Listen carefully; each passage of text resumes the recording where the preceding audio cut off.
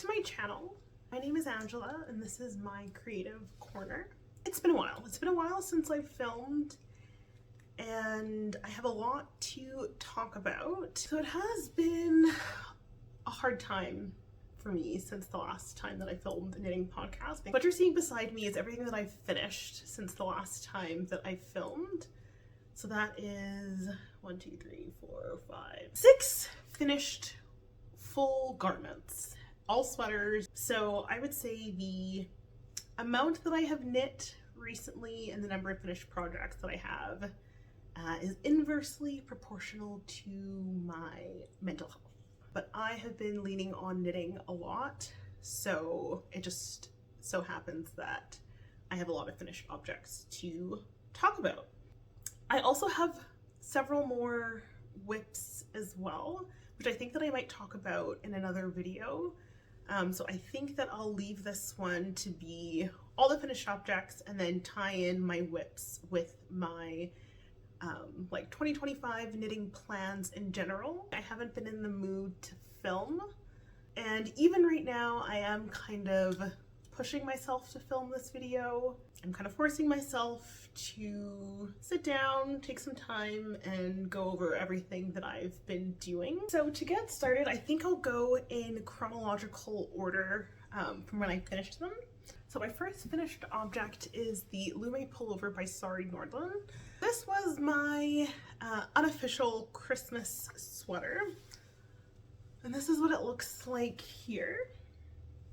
So I cast this one on, I believe, late November, and I wanted to knit it up as my Christmas sweater. So this one, I think I was casting on, or I casted it on the day that I filmed my last knitting podcast. I did talk about it briefly in my Everything That I Knit in 2025 video, but this one is a top-down circular yoke color work pattern. It is a worsted weight pattern, but I think that the yarn that I used leans more like Aran weight, maybe. So I'll talk about the construction and then I'll talk about a little bit about my experience knitting it. So this was my first circular yoke project. This one you work it completely in the round before you split for the body and the sleeves. There were options with this one to do short rows in the body just below the color work, as well as if you wanted to optionally at the hem. I chose to do short rows just below the color work, and I did also add just a couple short rows in the ribbing, which I don't know if it's very visible or if that even really did much. I think I only added like 2 or 3, so not too much. Also with this one, I modified the color work chart. So I think I'll maybe put up, or I don't know which side, maybe I'll put up here what it looks like from Sari Nordlund. Originally I knew that I wanted to cut out the motif that to me looks like ochre. So I knew I wanted to cut that one out, and I also saw some other projects on Ravelry that had a more minimalist approach to it, and I liked the way that those looked, so I did try to emulate that with this one. So that was an intentional change that I omitted that row. An unintentional change is that when I got to this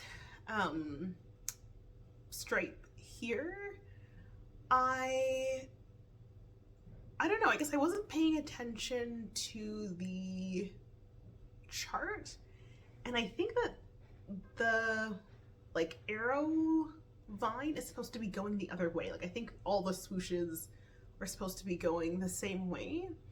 So that was an unintentional modification that I ended up doing it in the opposite direction. I also made it longer, or like the leaves are longer than what it's supposed to be in the pattern. That was also not intentional, but then I liked how it looked, so I kind of kept on. I think I added this at the bottom. I didn't pull up what hers is supposed to look like to see, but you'll see side by side what mine looks like and what hers looks like. So I did these little kind of like circles and lines at the bottom to kind of, I don't know, make it look like it's kind of a gradient. And then in terms of the sleeves, I don't remember exactly what I changed just because I don't have hers. I don't have my laptop set up right now, so I don't know exactly what hers looks like, but I do think I took some stuff out for the cuffs as well. So when it comes to the knitting experience with this project, it was not pleasant. Not because of the pattern, not necessarily because of the yarn, but the combination of the yarn with this pattern, with the needles that I used to knit this up. So this one was knit on 5mm needles, but with this gauge, or with this weight of yarn, I honestly should have used like 5.5, maybe even 6 for the color work, because this is like, I don't know if you can appreciate from here, but it's like very dense. It's like a heavy garment, and I'll just show kind of the inside, what the floats look like. So it's very, very thick, and I think too thick for the needles that I was using. So I'm a relatively loose knitter in general, so I'm not used to the feeling of like feeling like my stitches are tight on the needles. So yeah, it was very laborious to knit. It hurt my hands, and I was glad when I was done. I did make some mistakes in the color work, and I couldn't be bothered to go back and fix it because it was like that unpleasant to knit that I didn't want to knit it again.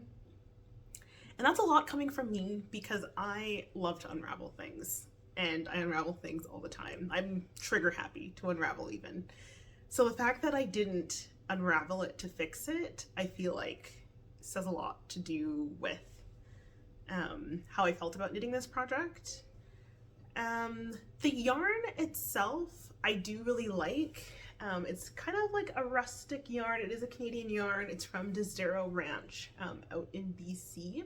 It's rustic, but it's not scratchy. Like, it's next to skin soft, and I've had it for a couple months now. I haven't worn it a ton just because it is so warm that you have to wear it on a really cold day. But with this one, there was a day where I was out shoveling snow with this on and my jacket, and I was like overheating. I had to take my jacket off, and I was just wearing this on its own in like -degree weather shoveling, and I was warm. So that just speaks to the warmth of this sweater.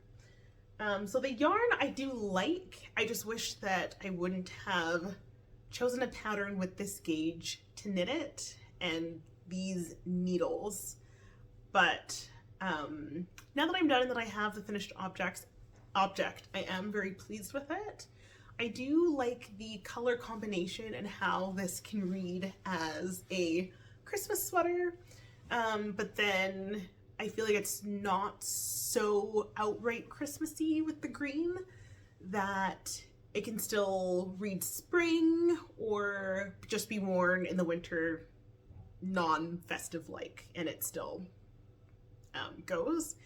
I don't know what the camera's doing to it, but the lighter color is also green. So it's like a light green and a darker mossy green. The colors are actually called moss for the darker one and lichen for the lighter color. So I think that's all I have to say about this pattern. Another reason why I was postponing filming is just because I felt like I had so much to talk about that I never felt like I had the energy to sit down and like talk for that period of time. But then the opposite thing happens, where the longer that I wait, the more things accumulate and the more things I actually have to talk about. So I'm just gonna kind of breeze through these a little bit. If you have any questions, you can leave a comment down below. I have been a lot more active on Instagram. I've been posting in my stories, and I've been posting pictures of all my finished objects as well as reels. I found it a lot easier to post kind of like the Whip Wednesday updates on reels, just like short 30-second clips just of what I'm making. And that's been a lot more accessible for me to keep up with. Follow me on Instagram if you don't want to wait 4 months in between every knitting podcast to find out what I'm doing. I am working on some other videos that should be coming out soon. The filming of them is almost done, and then comes the editing. So I'll move on to the next project here. So this one is the Spot Sweater by Ventzel. So this one is a top-down raglan construction all over color work pattern. This one I knit with Rowan felted tweed for the dark color for this brown.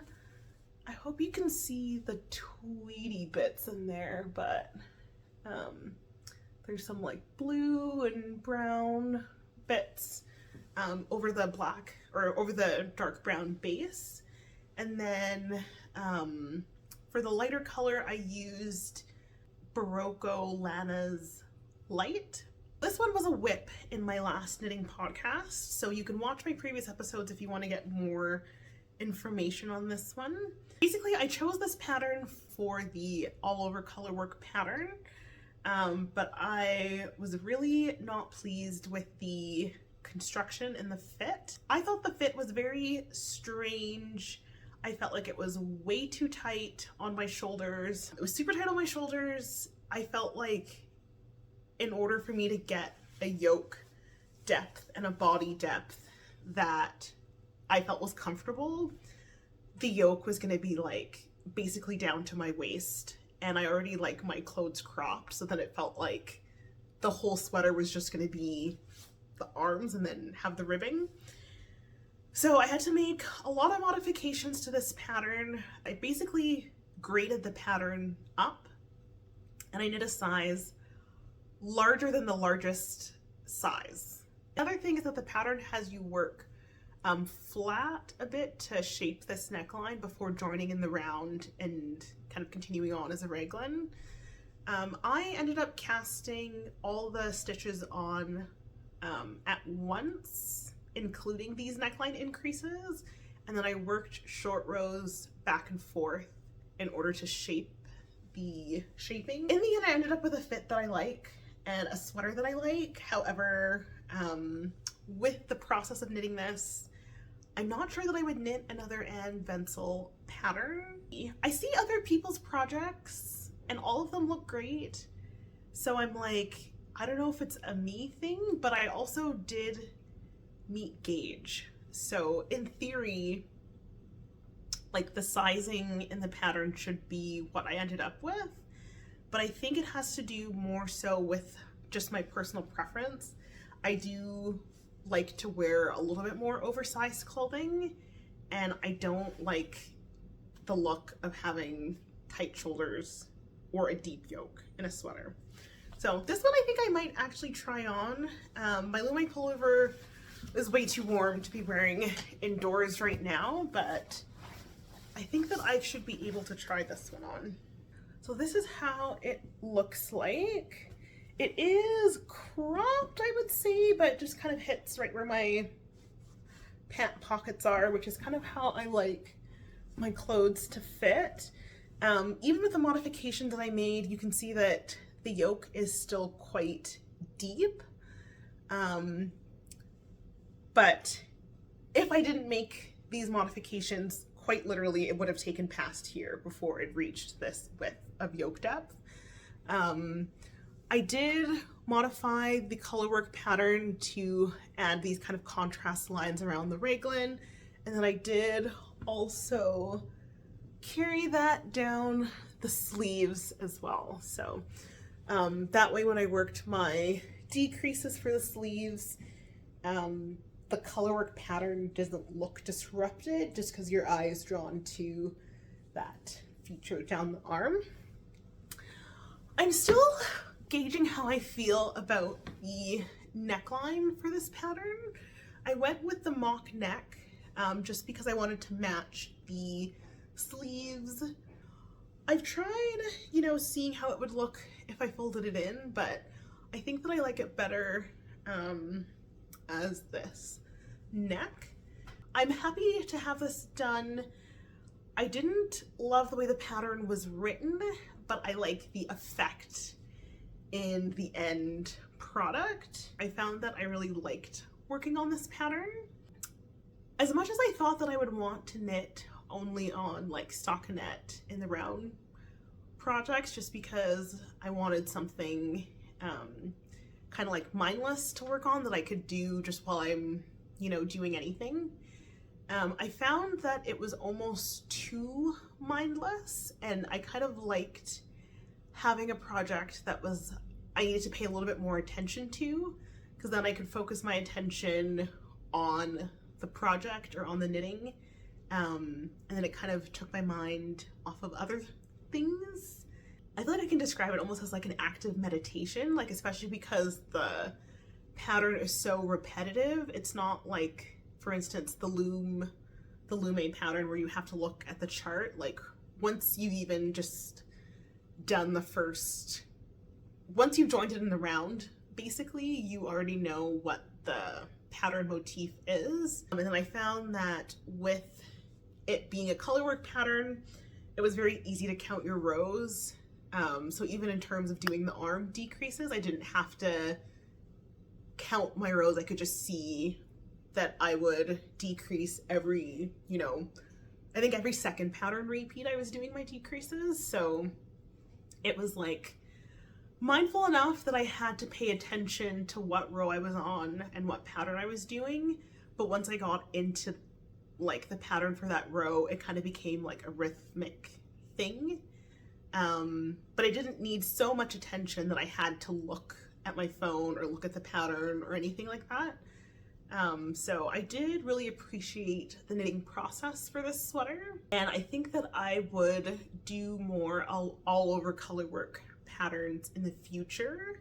One thing I will mention with this is that the fabric for the colorwork body is a lot different than the cuffs and the collar, just because with it being held double, it's a little bit more sturdy. Whereas, I don't know if you can see, but I feel like the ribbing is almost, it's very like airy, just holding one strand of the yarn. I knit the cuffs with the smallest needles that I have, which are 2.75 millimeter needles. But with this yarn, it is I would say it's smaller than a DK weight, a sport weight, possibly. I think my gauge was like 23 stitches for the colorwork. So I feel like I would, in an ideal world, prefer it to be a little bit smaller. But that's just kind of a minor thing. And then same thing goes with the collar, that it's a little bit floppier. But then I also think that if I would have held it two strands together, then I think it would have been too stiff. So I settled for it just being how it is here. So I totally forgot to mention, after going through all the trials and tribulations of modifying the sweater to make it into a fit that I liked better, I saw that recently Ventzel came out with the spot sweater regular, which I'll insert here, which basically has it be like a normal raglan shape, one where the shoulders aren't super tight and small. And at that point I was already like, I think I was nearing finishing this sweater. So I guess that's a good thing for any of you out there who like this pattern and want to knit it and don't want to go through the self grading of the pattern. You can try knitting this one. I mean, I haven't purchased it, so I don't know exactly what the pattern is like and if the size range is much better. But I guess that's an option to look into, because yeah, I would think that the fit on that would be better than this one. And also seeing that was kind of justifying for me to be like, clearly enough people have complained that they like the design of the sweater, but they don't like the fit, for her to come out with a modification like that. So then it was self-assuring to see that it's not just me and I'm not just crazy knitting this, and that the fit actually was kind of weird. And yeah, so just wanted to mention that, that there is another option available.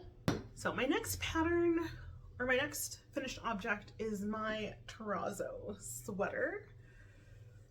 So I cast this one on in December, at the end of December, but this has been basically like a comfort knit for me, a comfort sweater. I got this yarn, if you watched, I think maybe my last podcast, I think it's been that long, but I went to Germany in November. So I got this yarn at Woolen Berlin when I was visiting some good friends in Berlin. So this is the Filcolana Tilia, and this one is the Rosarios for Piopardo yarn. So I held these together to make the Terrazzo sweater. And this was my first time doing an all over sweater with mohair. I did previously make a slip over that I held together with brushed alpaca. This was my first mohair or fluffy alpaca sweater. This is how this one is looking like here. It's actually looking pretty good in terms of showing the depth of color. It is a very rich purple, but it's like a warm magenta like purple. If you're new to my channel, purple is my favorite color, as you can see from this is the painting that I made. This one is a saddle shoulder construction. This is kind of what, it's a very thin saddle. So you do increases for the saddle shoulder, and then you do like a different type of increases. I think you increase for just the arms without affecting the body, and then you do your raglan increases underneath. And after doing this, I really like this fit. I feel like it fits my shoulders quite nicely. And after knitting this project, when I try back on some of my raglan sweaters, I feel like I like this so much more than a raglan fit, and I don't really like that raglan as much anymore. I find with this, because you increase or you make space for your shoulders first before knitting down and doing the raglan increases, I feel like I can have a closer fit to my shoulders without like the chest and the arms also being super tight. I don't know. I don't really have much to say about this other than I really like the pattern. I really like this yarn. This is like one of my favorite sweaters right now. I enjoyed knitting it. So that's pretty much all I have to say. The colorway is insane with this, and luckily I have double this amount left over. Like I have 2 full balls of the Tilia, and I have 2 cakes like this of the like the wool yarn. So I'll knit something else with this. I'm thinking that I could do like a slip over maybe. I don't know if I'll have enough to do a slip over, but I'll attempt to, and if not, I might do something striped, like a striped slip over. We'll see. But I do really like this yarn, and I would want to work with it again, and I absolutely love the color. One thing that I'll mention that I thought was just nice is that I don't remember which sleeve I cast off first, but with the striping, I liked how it ended with like a light one, or like a light bit at the trim, so that it almost looks like a intentional contrast hem. So then for the other one, I kind of like pulled the balls I was getting near the end because I wanted it to kind of have a similar look where it was like a little bit light at the end. And yeah, I do like how this one is work flat to begin with before you start working it in the round, because in that way the striping of the sweater looks very horizontal. And so because of that, I'm thinking that I could probably modify the pattern to make a striped sweater with having the stripes go across. I've been seeing a lot of the stripe overload cardigan and stripe overload pullover. However, like I mentioned, I like the fit of a saddle shoulder better than a full raglan. I don't know, I just feel like it like fits my shoulders perfectly, I feel.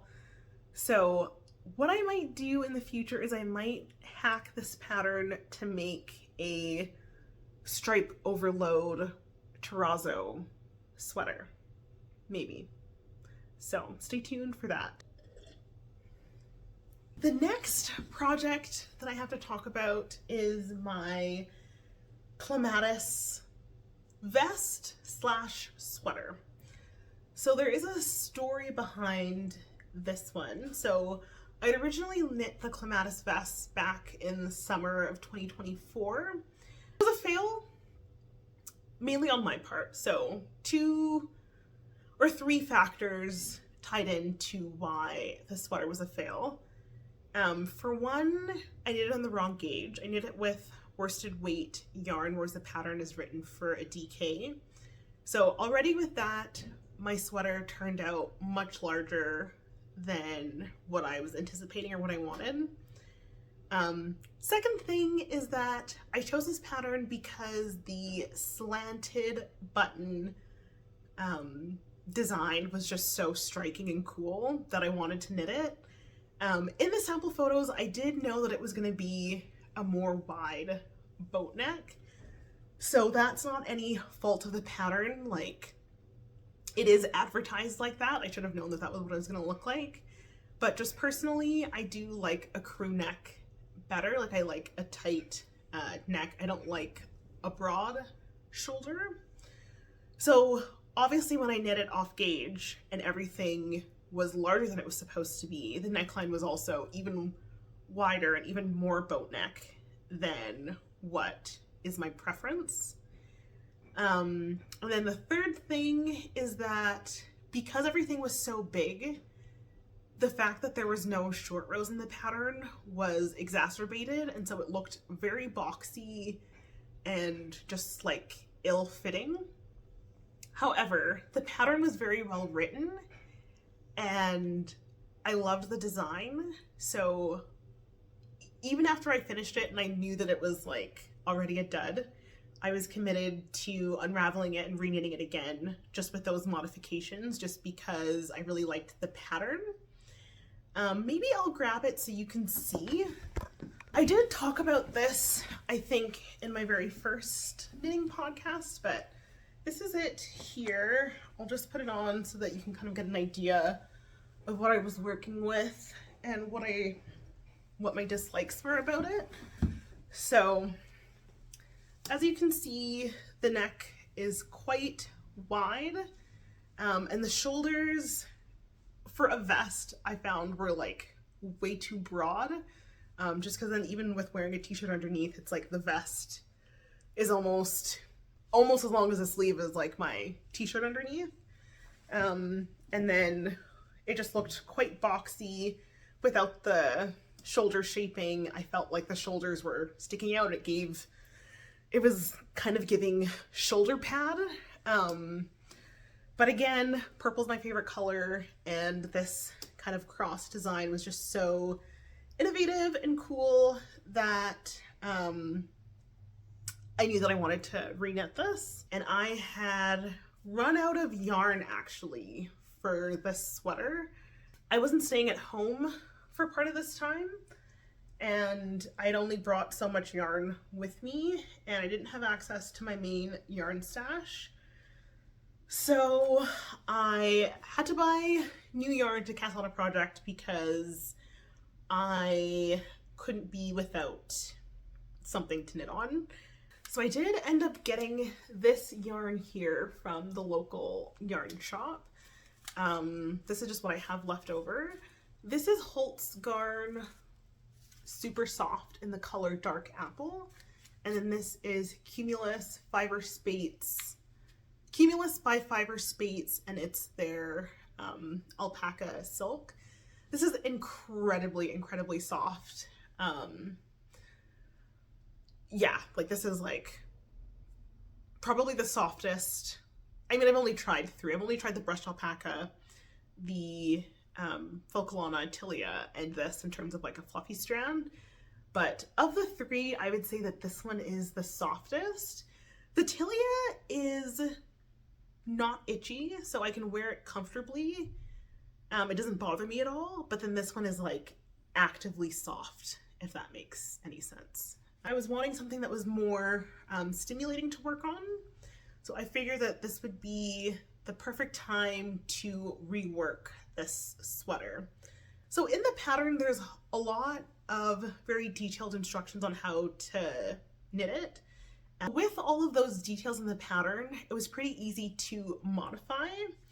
So I ended up modifying it to be a crew neck, drop shoulder sweater.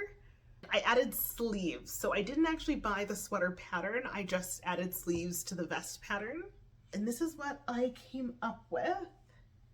I hope you can see the fabric here. It is fluffy, it is soft, it is light. The camera is not doing the color appropriate.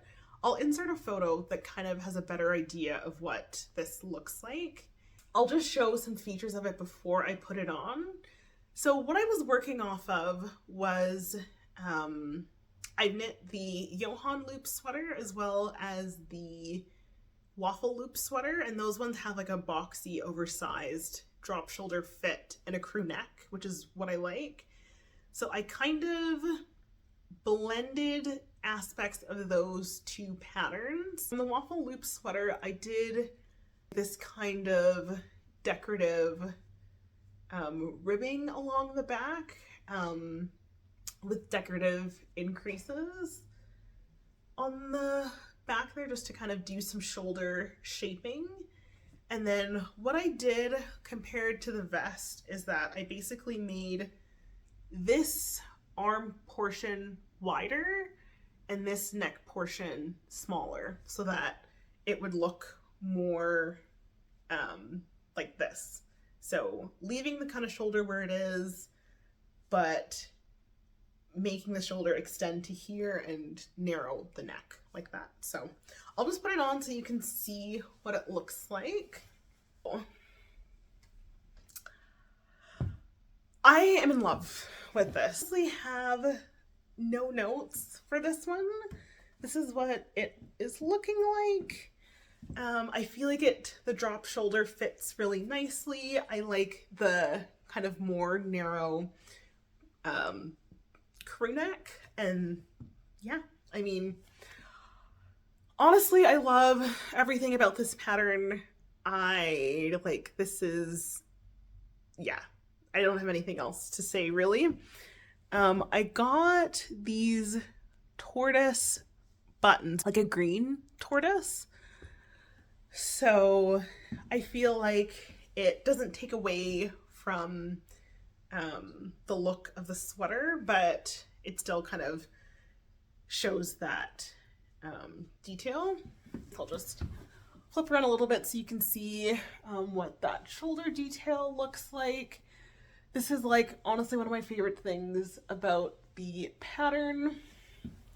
And the neckline I'm just in love with, and yeah, I kind of had to trust the process with this pattern just because I was modifying it quite heavily. So basically all the stitch counts were completely different than what the pattern is, but the method of construction was taken from the pattern. I did have to unravel at various stages, and if you were following me on Instagram, you probably saw all of that in my stories and some posts that I made. But because it was like something for me to focus on, I wasn't really upset about having to unravel it and knit it again, just because I was enjoying having something to put my focus on and like, yeah, something to put my focus in. So I think I knit the whole full back panel and completely unraveled it and did it again. I feel like I'm not giving a lot of helpful information, unfortunately. But if you have any specific questions on how I modified it, you can leave a comment below and I'll kind of let you know. But basically that's what I did, is that I added stitches to this shoulder portion and took it away from the neckline. I added increases on the back to shape the back, as well as that kind of decorative ribbing. And in terms of how I knit the diagonal, it's the same as how it's written in the pattern. I did just like a small ribbing at the bottom here, just because I wanted it to be the same width as with the diagonal. When I was blocking it, I did have to stretch it quite a bit in order for it to lie like flat, and I think I didn't stretch because it was lying on the blocking mats like this, so this was on top. I think I didn't stretch the bottom enough, but I did count the stitches in between to make sure that my buttons were evenly placed. So it is even, it's just that this side is like not as stretched as this, but that doesn't bother me. So now that I've successfully modified this sweater, it's kind of like proof of concept for me that it can be quite easily and effectively modified. So the next thing that I want to do is to unravel this one and re-knit this as a vest with the same type of modifications as this one. And I think I will like shift the neckline inwards, but I think I'll keep this width, so I think I'll just like move everything inwards and do some short row shaping on the back. That is my clematis vest, but make it a sweater. I'm normally not necessarily a monogamous knitter, but I usually only have like 2 or 3 projects going on at a time, but usually only 2 that I'm really focusing on. However, in this period of time, I've had like 5 whips at the same time, which is how I ended up with so many finished objects at once. I was kind of knitting on all of them simultaneously, and then I was just like finishing them in succession. This next sweater is my Lakes Pullover by Ozetta. So this one came about because I ran out of yarn again, and I again needed to buy something to cast on just because I was nearing the end of a couple of these other sweaters. So I picked up this yarn here, which I think I kept the ball band. So this is the ball band for this yarn. It's the Andeamo Light Peruvian Highland Wool Blend with Superfine Alpaca by Jody Long. It is in the color 15. I'll insert a photo, but this yarn comes in huge 200-gram cakes. I don't even know what you'd call it. Like, it's not twisted, but it's just like you can put it right on your Swift. So I bought 2 initially. I did end up losing Yarn Chicken and I had to buy one more, and that honestly did hurt because all I had to do was the bottom hem. So I only used a little bit and now I have a ton left, so I'll have to figure out how to use that maybe in a colorwork project as well. What I really liked about this yarn, which I don't know if it's showing on camera, it's green, but really it's like teal and like a golden warm green kind of color. So it's like very heavily marled almost, and I think here you can perfectly see like these are the 2 colors that are spun together to make this green so that it looks green from afar, but when you get close you can kind of see those details. I wanted to try another saddle shoulder construction, And I'd never knit anything from Ozetta before, but everyone's projects turned out really nice for this, so I was kind of inspired. I was also inspired by a lot of people making the like Baba sweater dupes, and a lot of them were using this pattern. I can pretend like knitting this sweater myself is saving me money, but it's not really, because I would have never bought a sweater like that to begin with. But anyway, I really like alpaca fiber, so that's one of the reasons that I was drawn to this one. So this is how this one looks. I love the fit. It is kind of a more boxy, oversized fit, which is exactly what I like. This one did grow, maybe not grow, but I would say loosen quite a bit with blocking. The ribbing was quite cinched in before I blocked it, and the sleeves were a little bit short, but the sleeves did lengthen out quite nicely.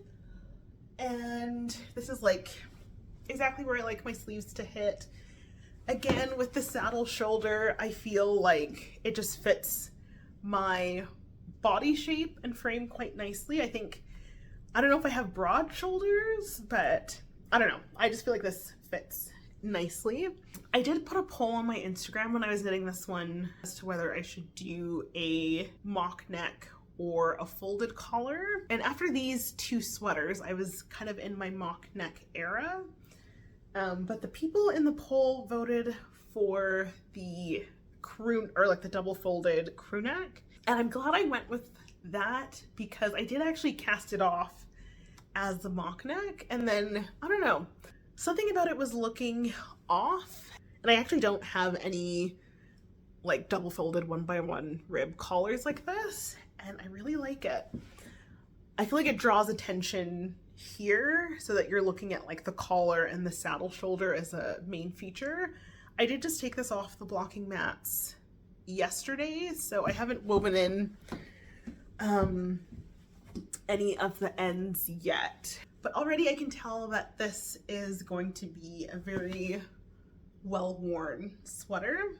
This pattern worked up incredibly quickly. It's worked on 5mm needles, although I did have to size down to 4.5mm needles, just because, like I said, I am a looser knitter. I definitely want to knit another one of these again. The pattern is well written. It's very thorough. So I think that if you were a new knitter, it would be very helpful. It really kind of holds your hand. It is the same type of thing as the Clematis vest, where it gives you multiple measurements with rows and with like length dimensions. And for this one, I ended up going with the length dimensions because for the saddle shoulders, I did hit gauge, and I did notice this on some other people's projects where their saddles look like it goes a lot deeper than what the pattern looks like. But it gave a measurement for how long the saddle should be, and it also gave how many rows to knit. But when I knit how many rows the pattern says, my saddle was like 2 centimeters longer than what it was written for my size. So I ended up going based on the size, like length measurement, and not the rows. And I did the same thing for the body. The length, I went on the like yoke length measurement, not how many rows. So I did have to modify the number of rows that I knit for the front and the back before joining in the round.